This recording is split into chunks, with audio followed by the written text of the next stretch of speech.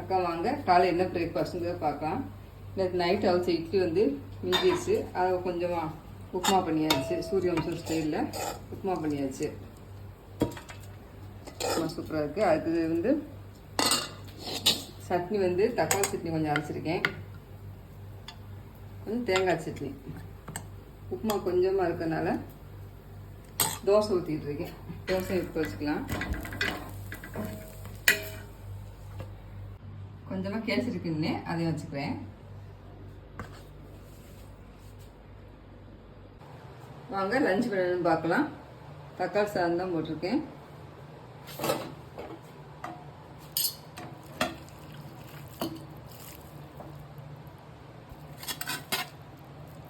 தக்காளி சாதம் வச்சுக்கிட்டேன்.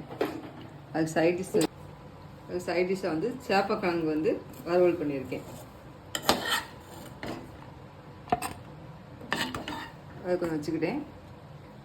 அதில் கொஞ்சம் தயிர் வெங்காயம் வந்து போட்டு வச்சுருக்கேன். அது கொஞ்சம் வச்சுக்கலாம்.